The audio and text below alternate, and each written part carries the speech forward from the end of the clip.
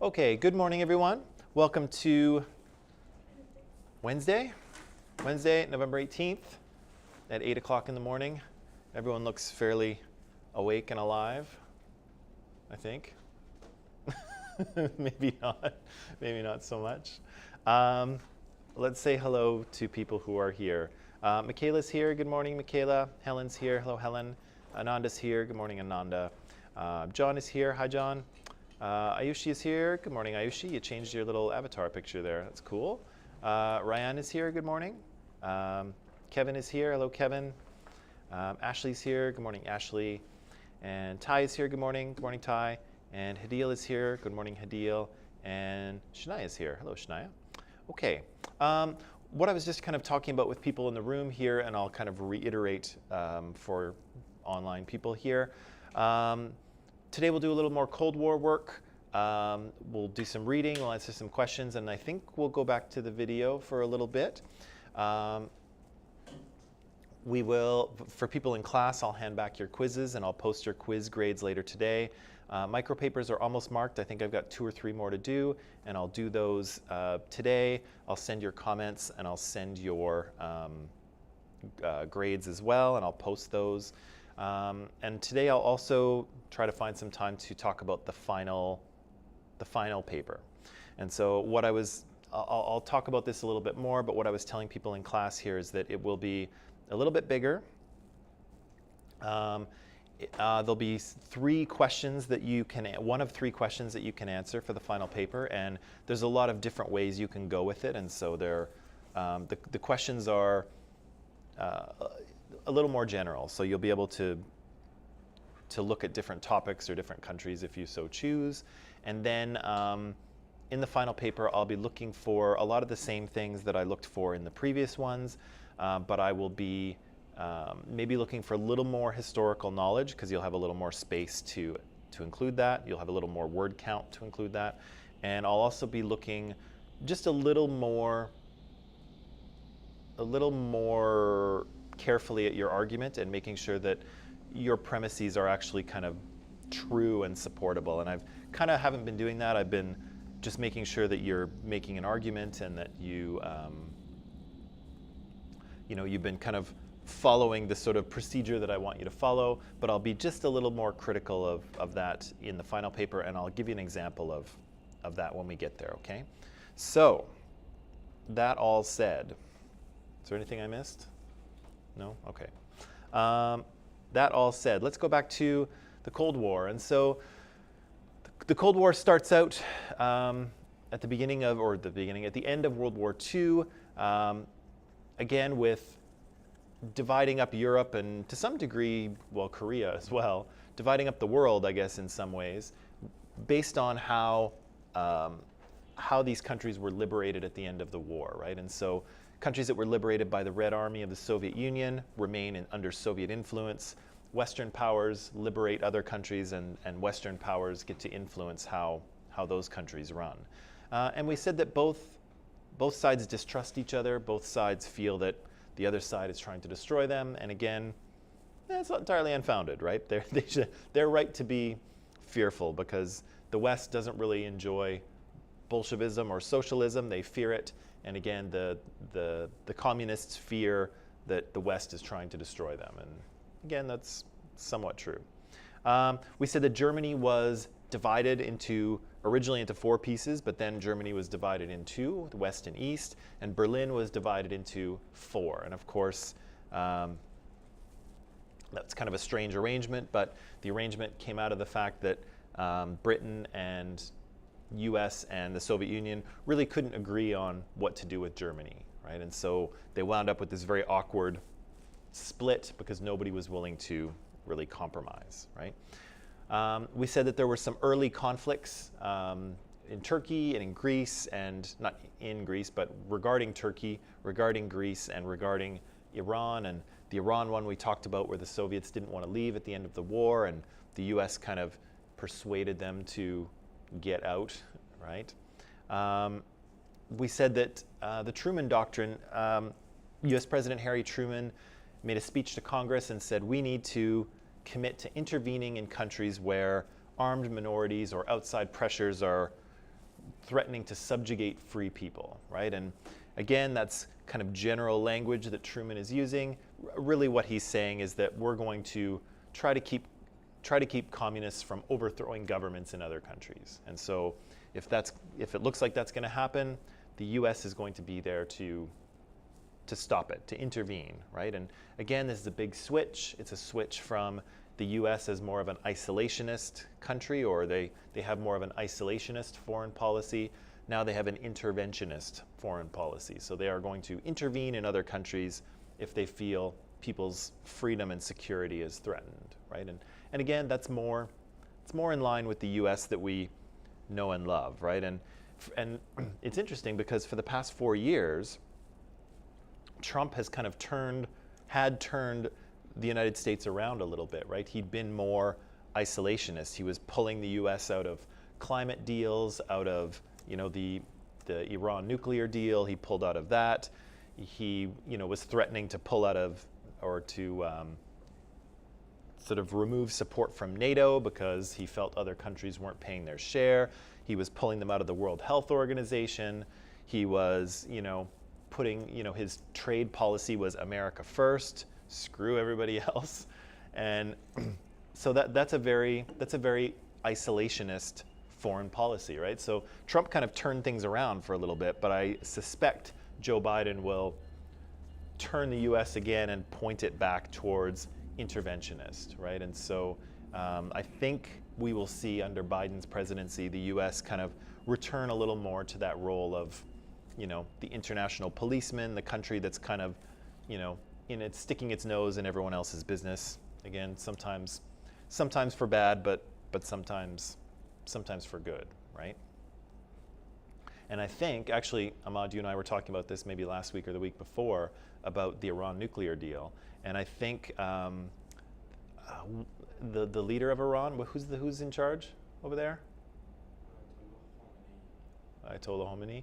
I think he actually reached out and said, "Hey, we're willing to talk about this. Like, we're willing to, if you want to sit back down, we'll get back into this deal." So that's encouraging, right?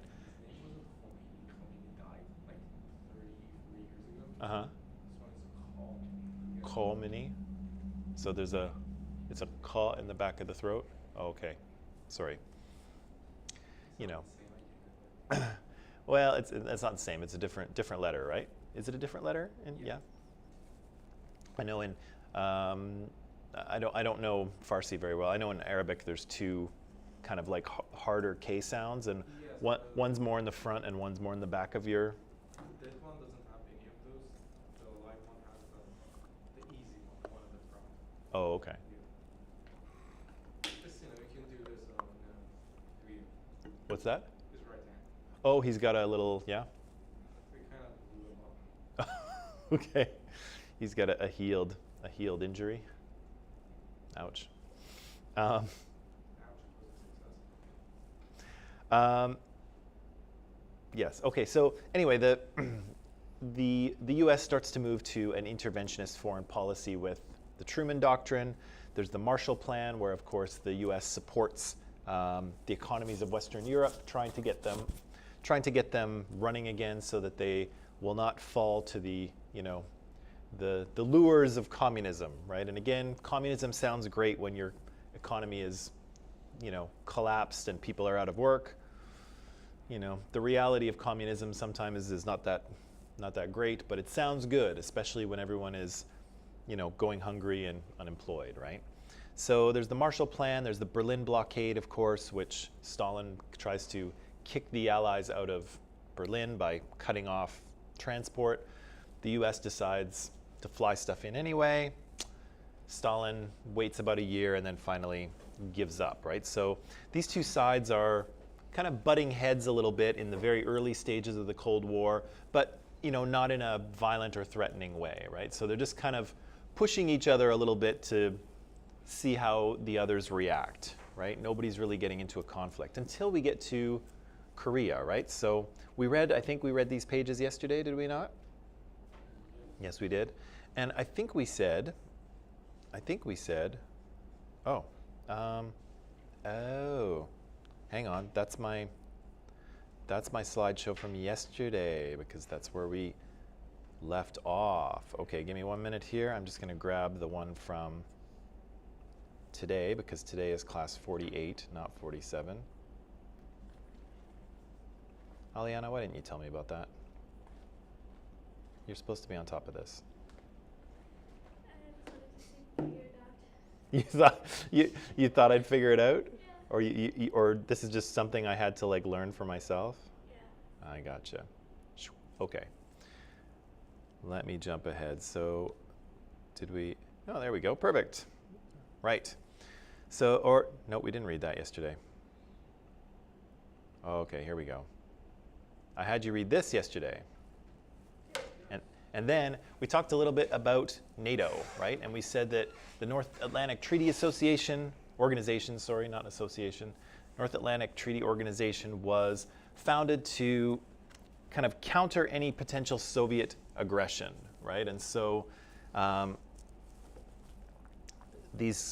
of these smaller European countries or countries in Western Europe were a little bit concerned that the Soviets might move in and they might be defenseless, and so they ally themselves together with the Brussels Pact, and then later on a few other countries join in, probably most notably the United States. Canada does too, yay Canada, but we're not that big of a deal. Unfortunately, the US is the big deal, right? And so in joining that, it becomes NATO, the North Atlantic Treaty Organization, which is there to kind of counter any Soviet aggression. So, pardon me.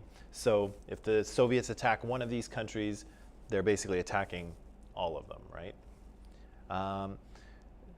Right, so we said that this was a significant agreement, right? It's designed to warn the Soviet Union that the West was kind of united and would defend each other, and so Stalin couldn't just roll into Western Europe and take what he wanted, right? He would be messing with everybody. The textbook says here that it demonstrated that U.S. security was tied to the security of Western Europe. I almost feel like it's the other way around, right? That the security of Europe is tied to the United States, right? I guess you could think of it either way, but I mean, in one way. So what they said is that the security of the U.S. is tied to the one of Europe. It's kind of right. If you're false, then basically all the Soviets have to do is just to sail across, and there you go, the U.S. security will be fine. And also, the security of Europe was tied to the U.S. since they kept them safe. It's true, right? So there would, and I guess you could also say that the U.S. would lose a number of allies if the Soviet Union were able to take them too. And maybe it's clear to say, I was thinking about it in two different ways. In that Western Europe's security was actually tied to the U.S. because without the U.S. they might be in a very vulnerable position, right? So I think maybe what the better thing to say is that they're in it together, right? Their destinies are linked now, as you might say in a movie, right? Their destinies are intertwined, and what happens to Western Europe will happen will involve the U.S. from this point forward, right? They're all in it together. It strengthens American involvement in Europe. There's a little bit of a typo there. Sorry about that. Involvement. I don't think that's a word.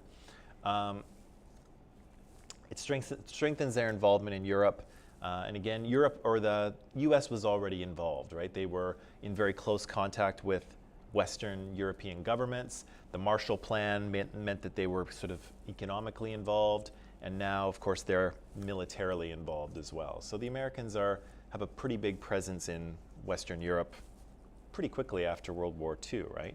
And again, the creation of NATO sort of precipitates or results in the creation of the Warsaw Pact, right? So Stalin allies his Eastern Bloc countries with him to oppose NATO. Of course, they don't have much of a choice because they are all Eastern European countries are basically creatures of the Soviet Union at this point, and they do what the Soviet Union says. And so we see that in Czechoslovakia, right? We didn't talk about this, I think, so much yesterday, but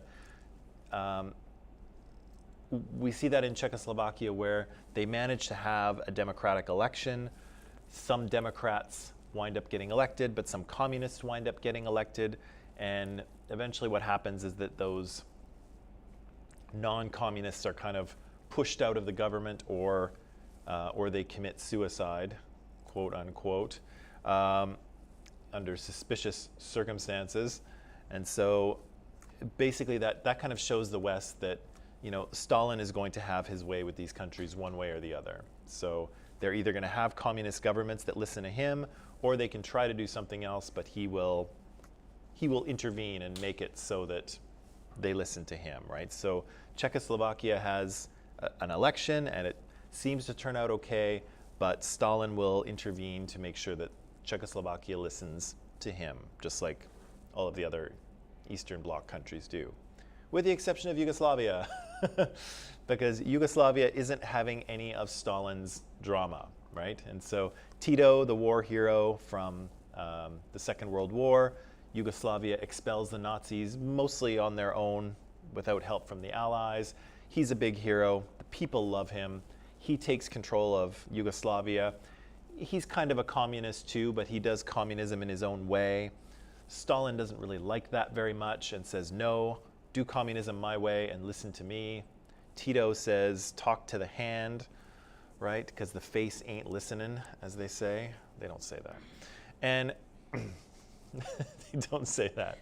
Anyway, Tito's not listening, and again, because he's got so much support in his country, because Yugoslavia is sort of separated from the Soviet Union, and because he's just a tough egg, this guy, Stalin is forced to basically just kind of give up on him and cut Yugoslavia loose to sort of do its own thing, which it does, and Tito kind of holds it together until he dies. So Yugoslavia is in kind of good shape until he dies, and then it kind of starts to come apart because he's the only one kind of holding the place together. And so you'll note, if you look at a current Google map, you will not see Yugoslavia anymore. And because, yeah, it will, what's that? How does he die? I don't think he dies under any sort of particular circumstance. It's either health or old age. I think he lives to kind of a ripe old age and then dies. I don't know that he's not assassinated or anything, I don't think. Is Croatia made of like Yugoslavia? Yeah. So Croatia and Serbia and all of those countries are formerly Yugoslavia, but they split apart once he dies. Because again, he's kind of holding the whole place together and keeping Stalin out, and balancing a lot of unstable things. And then again, once he's gone, everything starts to unravel. Right, and then we talked about NSC 68. We said it was a policy paper from the US government that said, really, this is kind of going to be a long fight. We're going to have to be in a military position to oppose the Soviet Union. We imagine the Soviet Union will continue to arm themselves. We must do the same if we expect to be able to contain them in the future. So we need to ramp up military spending, right? Which of course they do, and we see some figures in the textbook. Huge amounts of money are put into the military, and that continues even to this day, right? If you look at the U.S. military budget, it is a shocking amount of money. They put a huge amount of money into their military, especially when you compare it to a country like Canada, where we, put very little into our defense spending. The U.S. puts a massive amount of money into their defense spending, which I would argue, at least in the West anyway, we all benefit from that. And so, Donald Trump kind of made a bit of a stink about, the U.S. having to pay for all of this defense, and they pay for a lot of NATO, and other countries don't pay as much, and we want them to, and he had a bit of a pouty temper tantrum over it.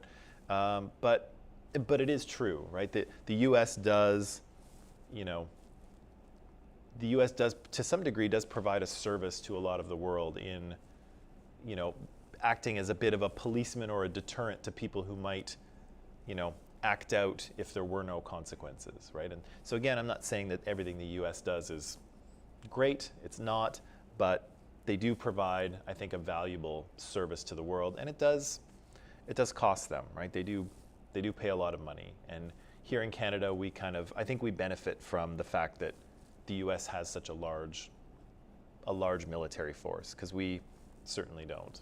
And actually, arguably, one of the reasons why we don't is because we live next door to the guys with the biggest army in the world, right? So we sort of snuggle up beside them, and then we get to cheat and not, have a big military of our own, I would think. But anyway, so the Americans decide that they're going to do this. They're going to arm themselves to the teeth, which they do, and they spend massive amounts of money to do so. We saw and read about the Korean War, right? And so Kim Il-sung, with some Soviet and later some Chinese backing, decides that he's going to try to take all of Korea for himself and turn it into a communist paradise. He invades the South, and then President Harry Truman in the U.S. decide, well, I guess we got to involve ourselves here, because we just said we were going to, intervene and support free peoples who were being threatened by outside threatened by foreign forces, or whatever he said. And here, this is exactly what's happening in Korea. So the Americans go in and try to sort of rescue the South Koreans, which they kind of do, right? And we said the war kind of goes back and forth. Eventually, it settles itself along the 38th parallel that divides North and South Korea, which still does divide North and South Korea. They eventually sign a ceasefire, and again, that ceasefire remains in effect to this very minute. And so again, North and South Korea are technically still at war, but their ceasefire agreement holds, and everybody is just kind of going along with their own business. Although sometimes they have to deal with threats from Kim Jong-un in North Korea, right? But as a result of that war, we see that the USSR is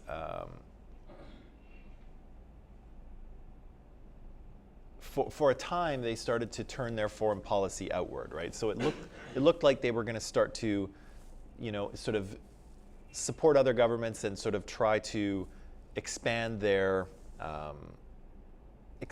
reach into other areas, right? And so this again convinces the U.S. that they need to be more militarily prepared to push the Soviet Union and communism back within its borders, right?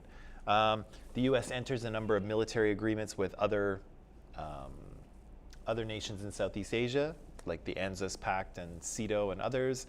And again, West Germany and Western Europe is armed, right? Because again, the U.S. is worried, well, what if this happens in Europe, right? What if West Germany decides, just like in Korea, what if East Germany decides that they want to take the rest of Germany as well? Are we going to have a Korean War situation in Europe? And if so, we better be ready. We can't have Western Europe or West Germany having no weapons, right?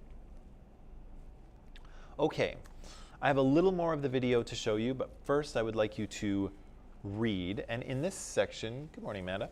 In this section, I think we talk about, what do we talk about in this section? Give me a second here.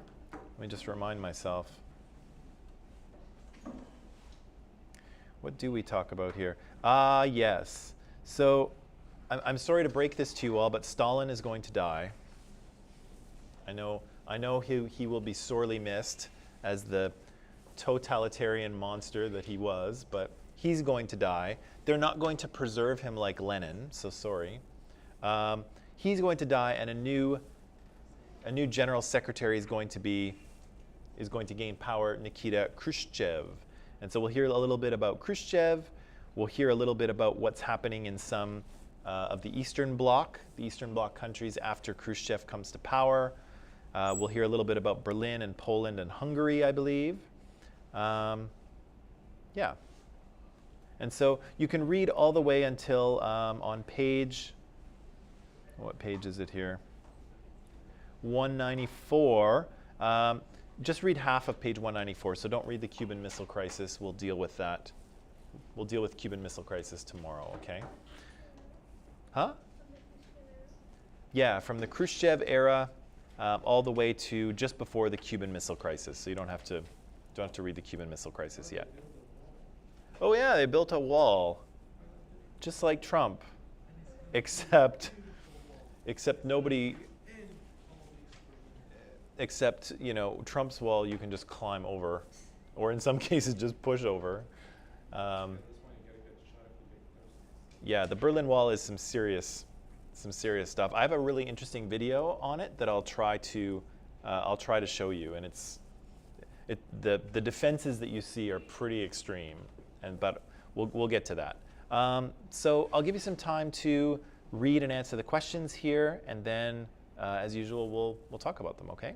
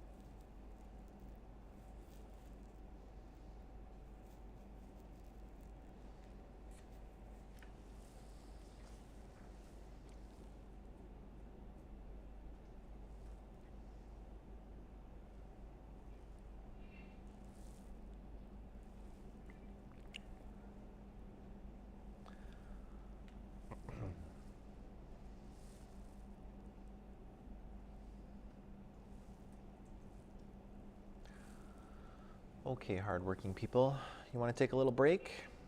A little break, and then we'll come back and talk about some of this? So exciting, right? Spy planes and walls and deaths of leaders and revolutions, almost. Almost. So exciting. Okay, come back in 10 and we'll talk about some of this stuff, okay?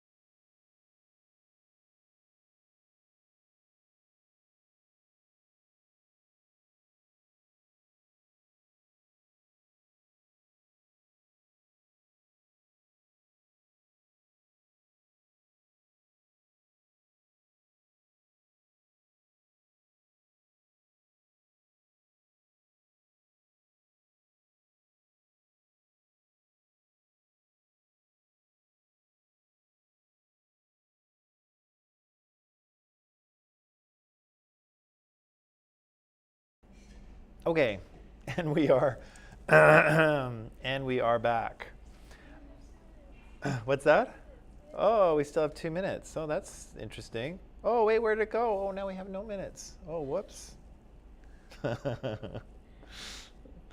Okay, let's talk about some of these, okay? So first of all, we start the section with the death of Stalin, right? Aww, poor Stalin, right? Quite sad that he died, even though he's an awful, awful person. So Stalin is dead, and of course, the Communist Party and of course the Soviet Union will need to find themselves a new leader. And who do they find? The Soviets. Nikita Khrushchev, right? So they find Khrushchev. He's been in the Communist Party for a while. He kind of maneuvers himself into position. Enough people support him, and they make him kind of the general secretary and the leader. I feel like you want to say something. No? Yeah, lots of people do. Lots of people do, right? Nikita, I think to Western ears and maybe even to non-Western ears, it sounds like a woman's name, but it's not. It's a man's name. It's from Nikolai. And so I think Nikita is kind of the shorter form of it, just like Michael and Mike or whatever. So you've got Nikolai. It can be shortened to Nikita. It can be shortened to Kolya. And there might be another short form of Nikolai as well. Huh? In the West, definitely. In Russia, I'm not so sure. Most Nikolais are the short form. Most of them, they'll be called Kolya. Kolya, yeah. But here, Khrushchev is going to go by Nikita. But again, it sounds like a woman's name. Is not. And he's going to become the party secretary. And so at his 20th party congress, he gets up there and makes a big long speech. And I think it's hours long. I think it's like a 3-hour speech or something ridiculous like that. He talks for a long time. And he says some important things. He says kind of there's three main themes to this speech that we should probably pay attention to, because these themes are going to have an effect on what happens in the Soviet Union and outside of the Soviet Union. But what's one of those things? One of the themes of his speech? What? De-Stalinization. Yeah, so de-Stalinization. What does that mean? Bunch of guys going in with some spraying around, getting rid of all the Stalin, the smell of Stalin? No. What?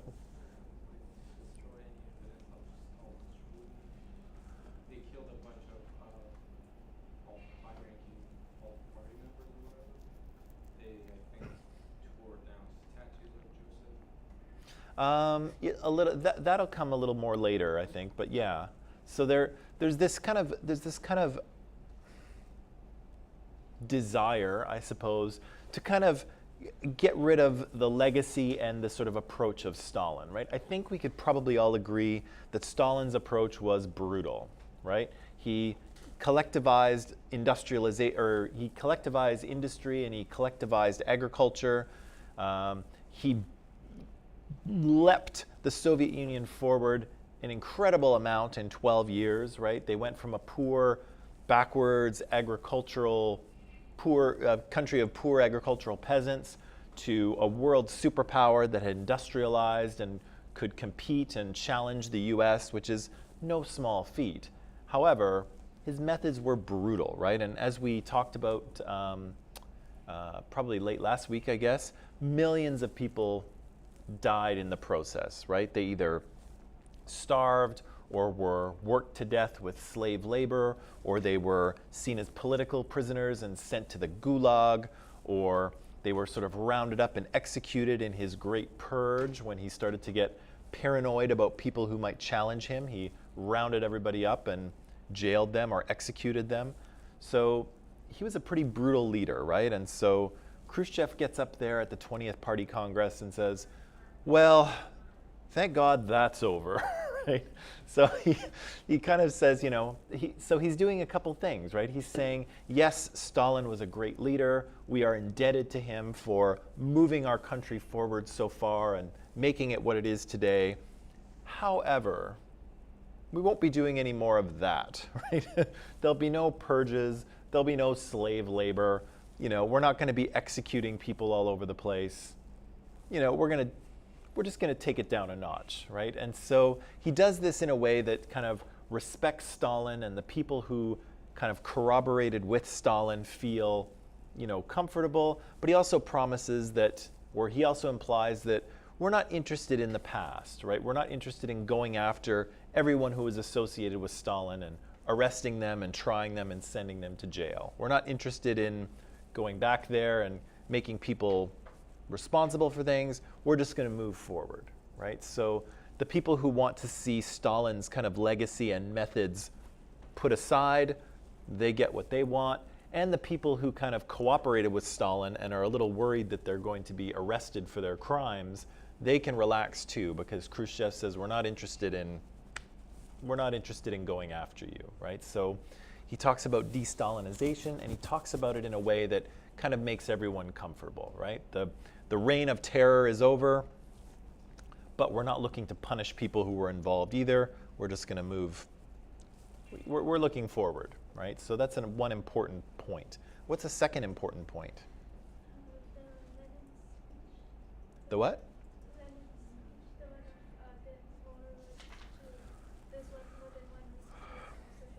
Right. So this idea of there are many roads to socialism, and what does that mean in kind of regular speech?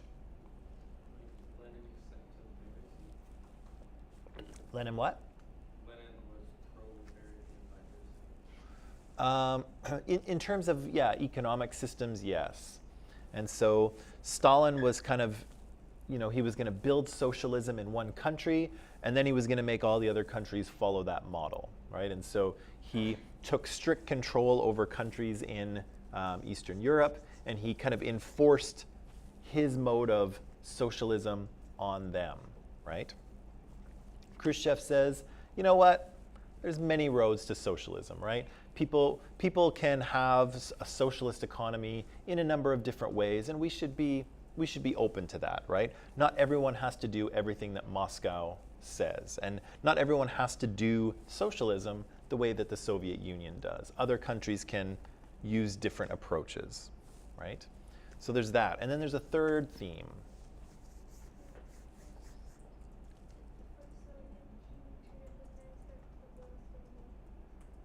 Something about the developing world. What's the deal there? The importance of the developing world. What's happening? Well, there were some new nations popping up here and there, and the Soviets and the Americans. The Soviets and the Americans knew that they're going to change a little bit the international order, so each of them had to back them up. Yeah. So all of these nations that were kind of colonized during the sort of mid to late 1800s and maybe early 1900s too, that period of colonialism is kind of over. And so what Western powers kind of realize is that they're in control of a large number of colonies overseas, right? So India, of course, lots of nations in Africa, some in Southeast Asia and in sort of the Caribbean area, all around the world. European powers have colonized other nations. And so they just, in World War II, they spent 4 years fighting against a guy who wanted to basically colonize Europe in a way. And so when they finish the war, they start to look at themselves and they're like, oh, maybe we're no better than Hitler because we have all of these colonies and we're doing the same thing that Hitler wanted to do with his new order, right, in terms of colonizing Europe. And so they kind of look at themselves and they say, whoops, maybe we should back out of these colonies. And so European powers like Britain and France and Germany's already done it, but the Netherlands, they start to divest themselves of their colonies, right? So they start to try to remove themselves from colonized nations, get those countries on their feet, and then let them go their own way. And so This happens kind of with varying success throughout Africa, and of course India will gain their independence in 1952, I think, or 1950, sorry. And so as they kind of go through this process of decolonization, there's these new kind of independent countries popping up all over the place. And so Khrushchev says, you know, these countries are going to need to industrialize, they're going to need money for investment, and they're going to need to kind of pick a side in the Cold War because there's these two sides. And so maybe we should look at the developing world and try to, you know, make friends with them and invest with them so that they, you know, can enjoy the fruits of communism as well, right? So that comes out of his speech as well. So there's these three themes here that he talks about, and they're important. The many roads to socialism thing, and a little bit the de-Stalinization thing too. They say that it opens a Pandora's box. What does that mean? That's kind of a metaphorical thing, but what are they talking about? What does it mean when you open a Pandora's box? Does anyone have any idea where that comes from or what that's about? What's a Pandora? It's more like who's a Pandora? Who's a Pandora? Anyone know? Anyone? Anyone? Bueller? I feel like Amanda's having just a slight realization. Ancient Greece, but yeah. You're close. No, she's a character in myth. Pandora is, and I don't remember every aspect of the myth, but Pandora is given a present from the gods. She's given this box, and she's told by the gods not to open it under no circumstances should you open this beautiful box, Pandora. But here it is yours. And so it comes into Pandora's possession, and of course, when people tell you you can't open something, of course, the first thing you want to do is open it, which she does. And inside are all kinds of bad things that occur in the world, like jealousy and hatred and greediness and all of this stuff, and it escapes from the box. And once these things escape and find their way into the world, there's no way to sort of put them back into the box and contain them again. And so often people will use this metaphor when, so his speech opens a Pandora's box. It causes things to sort of get out or to happen that you can't undo. You can't take them back. And so his many roads to socialism ideas and his kind of softer de-Stalinization ideas, they get out into Eastern Europe and they're going to have an effect. And those things are going to be hard to sort of take back, right? There's no way to reverse the fact that he's now said them. So that's kind of what they mean. And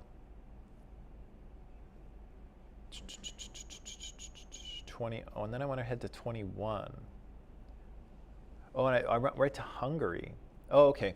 So 21, how do the events in Hungary in October of 56 differ from those in Poland in June of 1956?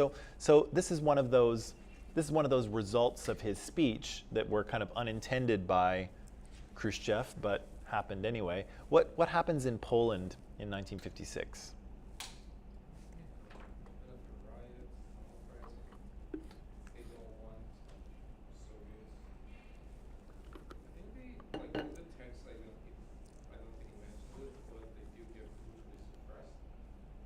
Who does?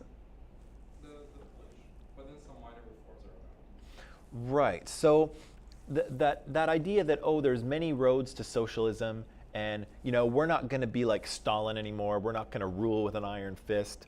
Poland's ears perk up and they're like, really? Awesome, because we'd like to propose some changes, right? So again, keep in mind that all of these Eastern Bloc countries like Poland and Czechoslovakia and Romania and all these countries, they've had communism imposed on them, right? That's not really what they ever wanted, but unfortunately for them, they had the bad luck of being liberated from the Nazis by the Red Army, and Stalin imposed communism on them with an iron fist, right? And they really weren't allowed to, they had no room to to revolt or they had no say, right? And so now Khrushchev seems to be a bit of a softer leader. He's saying, oh, there's many roads to socialism. And Poland's like, great, here's what we want to do, right? And so Poland starts kicking out members of their Communist Party who are loyal to Moscow, right? So they start kicking those guys out. They start to ask for some economic reforms, and there's demonstrations in the streets. Khrushchev is getting ready to quash this, uprising that seems to be ready to happen, and then he has a bit of a change of heart, right? And he says, okay, Poland, you can have some economic reforms, you can have a little more autonomy. Okay, I said those things. I said you're going to have a little more. I said there's many roads to socialism. You may take your own road, right? And so they get a little more economic autonomy. They get a little more political autonomy, and Poland gets to kind of do some things its own way, right? A little bit more free of Moscow. But then what happens in Hungary? Because something like this, the Hungarians came out and said, oh, we want this to happen too. Khrushchev was like, okay, man, get him, boys. That's the short version, right? So Hungary sees what's happening in Poland, and they say, hey, we want more autonomy as well. But the way the textbook describes it, it seems like the Hungarians are far less interested in communism and far less supportive of the Soviet Union than even Poland is, right? So they want even more reforms, right? They want a liberal economy. They want sort of civil rights and freedoms. They want to be totally autonomous from Moscow, right? They want more. And so the Hungarians get really excited because they see that Poland has won some concessions from the Soviet Union. The Hungarians are even more anti-Soviet than the Poles are, and so they're really pushing hard, right? And so again, Khrushchev is like, okay, maybe I'll make some concessions here, maybe I'll negotiate, and then what happens? What's the straw that breaks the camel's back for Khrushchev here in Hungary? I think it was the guy or someone. Imre Nagy? Yeah, Imre Nagy says, okay, we're gonna be out of Warsaw Pact. Yeah. And Stalin will be like, oh, sorry, Khrushchev, sure, let me just say you should show your regrets. Right. Exactly. So Khrushchev is not entirely happy, of course, but he's going to try to negotiate with the Hungarians just like he did with the Poles. And then Imre Nagy, the leader of Hungary, says, oh, and by the way, P.S., we are withdrawing from the Warsaw Pact, right? And Khrushchev says, hold on just a second, that's not happening. And he sends in the Red Army, right? 5,000 tanks, 250,000 soldiers. The Hungarians' little revolution is over in 10 days. Imre Nagy is sent to Romania and tried and executed. They put in a brutal, pro-communist dictator in his place, and that's the end of that, right? So again, Hungary asks for similar things that Poland asked for, but they go a little too far, right? They ask for a withdrawal from the Warsaw Pact. Khrushchev is, that ain't happening, right? And he crushes the revolt pretty brutally, right? And so, sorry, Hungary, you have overplayed your hand, and you're not going to get many roads to socialism. You're going to get the hammer, right? So, kind of two different experiences here, right? And so I see that I asked you questions 23 and 25, but those aren't actually in this thing. I left off at question 22. But that's okay. That's okay. What's question 23 in class, people?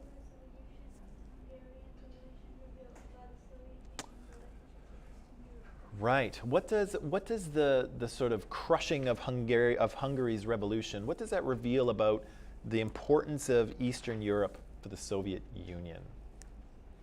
Well, it shows up that the Eastern Europe is a really important region for the Soviets. right? So sorry, go ahead. I was just going to summarize what you said, but keep going. So what they also found that, okay, if the Soviets want to defend themselves, they're going to need this buffer. Right. So the Hungary incident, the sort of failed Hungarian Revolution, actually shows how important those Eastern Bloc countries are to the Soviet Union. Right. That they still are very invested in this idea of a buffer zone between Western Europe and the Soviet Union. Right. And so when one country, when Hungary even proposes, even suggests that they're going to leave the Warsaw Pact, boom, right? The Soviet Union clamps down hard, right? So it shows us that the Soviet Union is very invested in that buffer zone, that Eastern Bloc to separate them and Western powers. So we know that still. What else?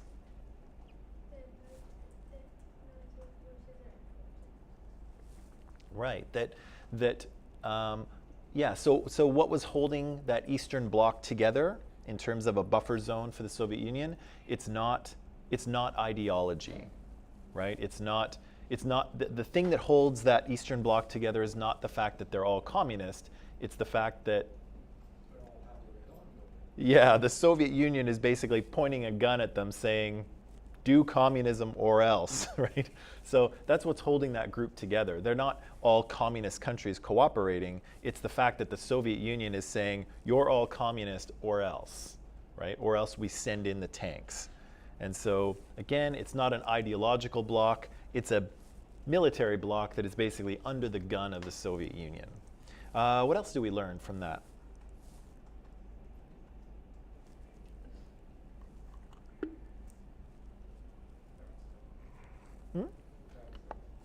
I think there's one more. Hungary is in the sphere of influence of the Soviet Union. Yes, I think we already knew that before, but it remains the case. Yeah. So the only other thing that was mentioned was that the Hungarians asked the Americans for assistance, but they're like, yeah, you're in the Soviet sphere, so we're not going to risk the confrontation with them. Right. So the Hungarians asked the Americans for some assistance against Soviet repression, but the Americans do not get involved, right? Because that's well inside the Soviet sphere, and to do so would be almost a declaration of war against the Soviet Union, right? So the Hungarians ask for help. They don't get any, unfortunately, and they're squished. Yeah, they're squished under the boot of the Red Army, as it were. I feel like there's a couple others, but I can't remember. One of them is the idea that maybe not so much with Hungary, but with Poland, the idea is that the Soviet Union may be required to allow some freedoms in order to keep these Eastern Bloc countries happy, right? So they are prepared to use military force, but also they might be open to allowing some freedoms to, some freedoms in their Eastern Bloc countries. Why didn't they just go on and Add them to the Union? Yeah, because they had Ukraine, Belarus, Georgia, Armenia, Azerbaijan. I think Other countries within the Union. I suspect it's that idea of the buffer zone, right? So the idea is that they had those countries under their control, but if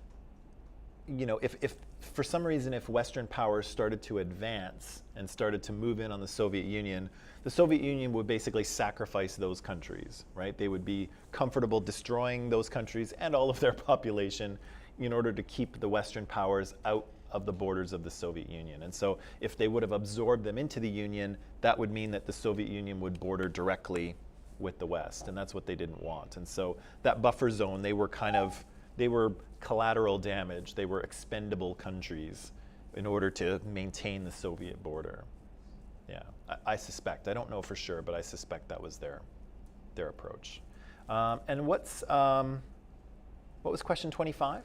Sorry, online people, I should have included that. About the Berlin tensions. Oh, right, the tensions in Berlin. What did it say?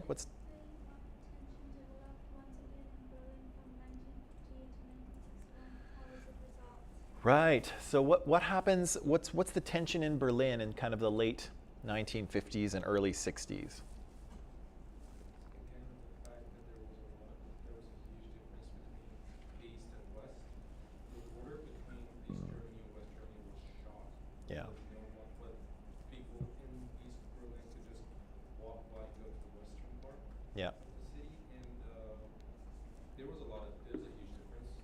The Western Berliners were thriving, and the Eastern were dying, basically. Yeah. So a lot of skilled labor, professionals moved all the way to the west. Yeah. Khrushchev didn't like that. He gave some ultimatums to the Westerns, told them to, or he'd do something about it. They didn't like. Eisenhower didn't care about it. Then they decided to go on with a summit in Paris, a conference. Yep. Just a bit before the conference, they shot down a U-2 plane.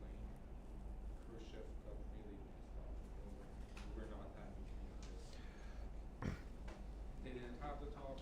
He said, as long as Eisenhower is in charge, I won't talk to the Americans. Sometime later, Kennedy was elected. They started talking to Kennedy. He said, we'll raise our military budget by 33%.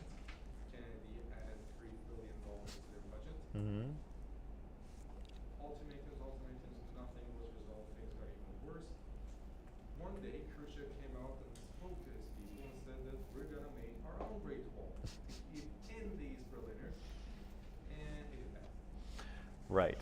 So I'm gonna paraphrase what you said here, just for our online audience. So what continues to happen, like Ahmad said, is that there's continues to be a big disparity between East Berlin and West Berlin, right? So West Berlin has got all of the American investment, it's got capitalism, and so it's a glitzy, fun, city to live in, and it's got a high quality of, or high standard of living, and the quality of life is good. People have jobs and money and cars, and they go out to bars and all kinds of things. And then you go over the border into East Germany, and it's a communist paradise, right? And so everything is very brown and drab. The standard of living is quite a bit lower. People don't have the kind of money or luxuries or things that they have in the West. It's hardcore communist. People are living just a much lower quality of life, and it's right next door. And so East Berlin looks really bad in comparison to West Berlin, that's just across the street, right? And Khrushchev is kind of like, oh God, this really looks bad. These guys are making us look awful. I hate this.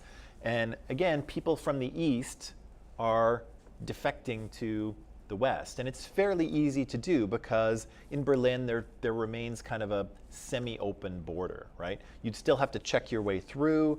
They would still try to make sure that people who were going into West Germany came back. And so if you were not going to come back, you would have to very carefully get your affairs in order, because they definitely didn't want you leaving. But lots of people were, abandoning their lives in the East and leaving and going to the West, right? And so again, there's some negotiations that Khrushchev tries to get the Western powers out of Berlin, but they won't leave. And finally, well, I'm going to skip over a few things. I'm going to skip over the U2, but finally Khrushchev gets to the point where he's like, I'm just going to build a wall, right? And so he shuts the border permanently, so nobody can go from the east to the west. Nobody can also go from the west to the east, but I mean, why would you want to? And so nobody can go from east to west, and the wall remains up, right? And so it's a permanent barrier between the Soviet bloc and between the West. And again, that wall will remain up until 1989, I think. November of 1989 is when it's finally breached. But it'll be there for a solid almost 30 years. Again, I have some video on that I'll try to show you tomorrow. But maybe what I'll do right now is I will just talk about the final paper right now before I forget. So I've put the assignment. Hang on, I put the assignment in Microsoft Teams in the Files section under Assignments. So it's there, and I've got a short description of what I want you to do, and I've got a rubric as well. Okay, and so what I'll do, let me just put this on the screen. Okay, I think it's this one. Yeah, there we go. So, what's that? Oh, that's social justice. Oops, sorry. Close. Oh, that's because I'm on the social justice team. My mistake, hang on. History team. Files. Assignments. There we go. Okay, hang on one second here.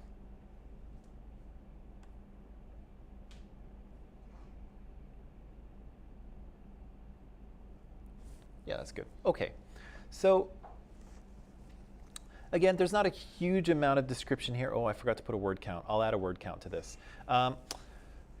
Not a huge amount of description here, but I think you kind of know what we're doing, right? Because we've written a couple papers already. This one is no different in that it's a similar type of paper. I just want it to be bigger. And I think what I want is about 1,500 words from you. So about twice the size of a regular micropaper, okay?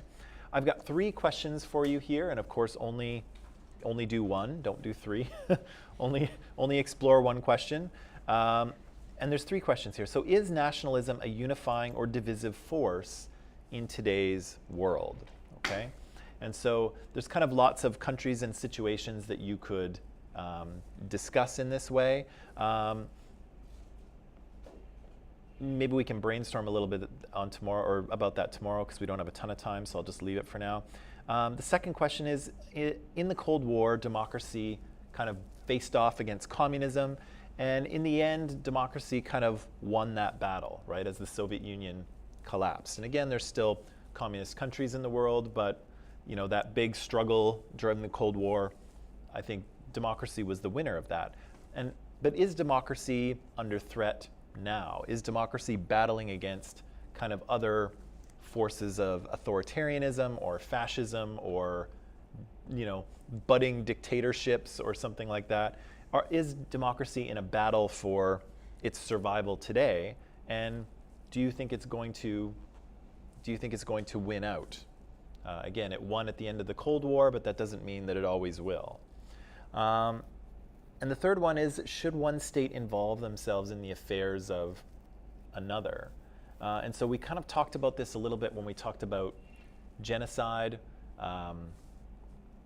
And I brought up the case of the Uyghurs, right? And so some people would argue that there's a genocide happening in Western China right this very moment, and should we, or under what conditions should the West or should other countries involve themselves in that situation? You could also look at the situation in Hong Kong, where the Chinese state is clamping down on the sort of democratic government of Hong Kong and sort of attempting to take control of it. And so should anyone involve themselves in that process? Should any other country intervene in what's happening in Hong Kong? Or, you know, does no other country have any business involving themselves in that, right? So those are 2 examples of what you might think about for number 3.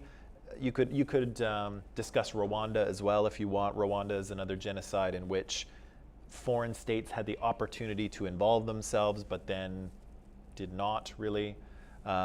There's lots of sort of paths that you could take with this third question, and probably with the first question as well. But we can talk about that. The second one is a bit of a more global thing, but there's lots of things you can talk about for any of those. Okay, so choose a question. Write a paper on it, basically in the same way that you've been doing. I'll show you here the rubric that I created. It's very similar, or the marking guide, I guess. It's very similar to the one that I used for the previous assignments, but you'll see I've just added one more category. And so I'll kind of be looking. In this paper, I'll be looking a little more at your historical knowledge, so I'll want to make sure that the evidence that you use in your paragraphs to support your premises is kind of good and accurate and does a good job of supporting those premises. And as I mentioned earlier, the other thing I'll be looking at is I'll pay a little more attention to if those premises are true and if they're logical support for your conclusion, okay? So as an example, and this is the last thing I'll say today, but as an example, and to the student who wrote this, you know, don't feel bad about this. I'm just using it as an example because it popped out at me. The student in their paper, they were arguing that the bombing of the bombing of Hiroshima and Nagasaki by the Americans was an ethical choice, and one of the premises was that you know, lots of firebombing was being done of cities in World War II already, right, in Europe and in Japan. And so, you know, what's the difference, right? If you're going to drop a firebomb on a city, what's the difference dropping an atomic bomb? If you're going to bomb a city, then there's no difference, right? And so, and I knew where the student was going with that, and to some degree it makes sense, but, you know, is that good support for an ethical decision, right? You know, should we, you know, if my premise is that we, you know, this is not an ethical thing, or this is an ethical thing, is it ethical because lots of people have already done it already anyway?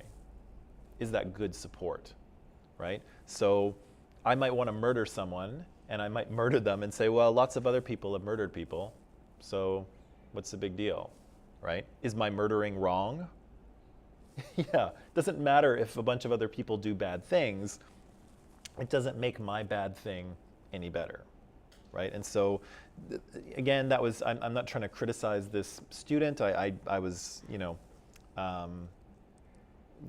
know what they were trying to say, but think about those things when you support them. Is the information in your paragraphs good support for your premise? And is your premise good support for your conclusion? And so in that particular case, I might say, I don't know, right? The fact, well, everyone else is doing it, so it must be okay for me to do it too.